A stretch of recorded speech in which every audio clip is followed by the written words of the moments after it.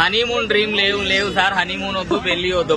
Previous days లో మనకు cooker చూస్తే భయం అయింది, అలానే డ్రమ్ చూస్తే భయం అయింది. ఇప్పుడు హనీమూన్ కి పోవాలన్నా కూడా భయం అయింది. బట్ ఇప్పుడు మాత్రం అబ్బాయిలని బయటికి పంపిస్తే నాన్న జాగ్రత్తరా, ఈ అమ్మాయిలతో జాగ్రత్త, అమ్మాయిలు అసలు మంచోళ్ళు కాదు, ఇంటికి సేఫ్ గా రా అని అంటున్నారు. ఇప్పుడు అమ్మాయిల మీద ఎక్కువ దాడులు జరుగుతున్నాయా, అబ్బాయిల మీద ఎక్కువ దాడులు జరుగుతున్నాయా ఇప్పుడున్న సమాజం ప్రకారం? అబ్బాయిల మీద జరిగే దాడులు కనిపించట్లేదు. అంటే ఎందుకంటే అబ్బాయిలకు ఏ సంఘాలు లేవు, మహిళా సంఘాలు లేవు, మనకు పురుష సంఘం కావాలి బేసికలీ చెప్పాలంటే. అంటే డొమెస్టిక్ వైలెన్స్ జరుగుతుందంటారా? యా, డెఫినెట్లీ జరుగుతుంది. అది బయటికి రావట్లేదు. చాలా మంది అబ్బాయిలు ఇప్పుడు బయట ఎవరన్నా అమ్మాయిని ఎవరన్నా అబ్బాయి ఏమన్నా అంటే వెళ్ళి పోలీస్ స్టేషన్ లో కేసు పెడతారు. అదే అమ్మాయి ఒకవేళ అబ్బాయిని అంటే వెళ్ళి పోలీస్ స్టేషన్ లో కేసు పెడతారా? పోలీసులు తీసుకోరు. సో దానికోసం చాలా మంది అబ్బాయిల మీద అఘాయిత్యాలు జరుగుతున్నాయి, వాళ్ళని కూడా టార్చర్ చేస్తున్నారు, ఇలాంటి చాలా జరుగుతున్నాయి. బట్ అవి బయటికి రావట్లేదు అంతే.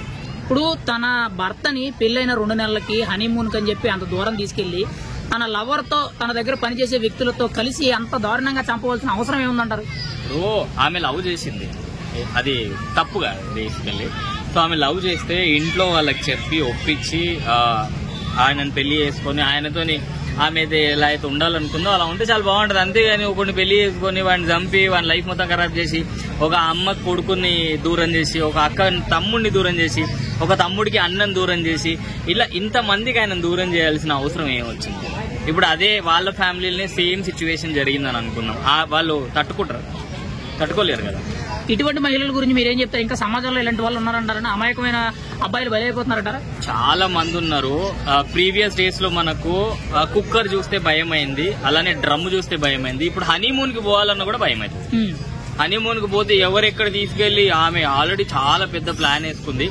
ఎవరు లేని ప్రాంతానికి నేను ఆయన తీసుకొస్తా, దాని తర్వాత మీరు అక్కడికి రండి, ఆడికి వచ్చిన తర్వాత మనం అనుకున్నది చేద్దామని చెప్పి ఎవ్వరు లేని ప్లేస్ కి తీసుకెళ్లి ఆయనను చంపేసింది. సో ఇప్పుడున్న జనరేషన్ లో అబ్బాయిలు ఏ మ్యారేజ్ చేసుకుంటే మంచిది? అంటే లవ్ మ్యారేజా, అరేంజ్ మ్యారేజా, అసలు పెళ్లే వద్దా?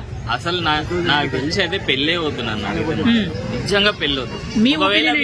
ఒకవేళ మీరు పెళ్లి చేసుకుందాం అని అనుకుంటే మాత్రం డెఫినెట్లీ ఒక 30-40 ఇయర్స్ వచ్చినాక మీ మోరల్ సపోర్ట్ కోసం చేసుకుంటే బాగుంటది. కానీ నేను 25 ఇయర్స్ కి చేసుకుంటా, లేకపోతే అమ్మాయి గురించి తెలియకుండా చేసుకుంటా అంటే మాత్రం మీ లైఫ్ గుగ్గిబాలే. మరి ఇప్పుడున్న ప్రజెంట్ జనరేషన్ అబ్బాయిలకి అమ్మాయిలకి నువ్వేం చెప్తావు? ఇప్పటికే నేను చెప్పేది ఏం లేదు. ఇప్పటికే 60-70% మంది పెళ్లి వద్దంటున్నారు. ఎవరిని రోడ్డు మీద అడిగినా కూడా అన్న మీరు పెళ్లి చేసుకుంటారు అంటే అన్న పెళ్లి ఎందుకన్నా, అస్సలు అవసరమే లేదు, ఎవరు ఎలాంటి వాళ్ళో చెప్పేసి ఎవరికి తెలియదు కాబట్టి పెళ్లి వద్దు నాకు అని చెప్పేసి. ఫైనల్ గా మేఘాలయ సంఘటన గురించి ఒక మాటలో నువ్వేం చెప్తావు? తప్పా రైటా? ఆమెను ఏ విధంగా శిక్షించాలి? ఒకటే, ఆవిడ్ని ఉరి తీసేస్తే పని అయిపోతుంది. ఇలాంటి మళ్ళీ రిపీట్ కావద్దు అబ్బాయిల మీద, ఇలాంటి ఏది మళ్ళీ ఇలాంటి ఇన్సిడెంట్ రిపీట్ కావద్దు అంటే డెఫినెట్లీ ఆమెను ఉరి తీయాలని. అమ్మాయిలు అలా తయారవడానికి మెయిన్ కారణం ఏంటంటే సోషల్ మీడియానా, చదువు? నాకు తెలిసి చుట్టుపక్కల వాళ్ళు సోషల్ మీడియాతో పాటుగా మన ఫ్రెండ్షిప్ కూడా దాంట్లో కొంచెం ఇన్వాల్వ్ అయి ఉంటది. ఎందుకంటే చాలా మంది చెప్తూ ఉంటారు అనమాట, మనం ఎవరితో అయితే తిరుగుతామో మన బిహేవియర్ వాళ్ళలాగానే ఉంటది, అలానే ఉంటది అని చెప్పి. ఫైనల్ గా అక్రమ సంబంధం మీద నీ ఒపీనియన్ ఏంటి? అక్రమ సంబంధం బాగుంటుంది సార్.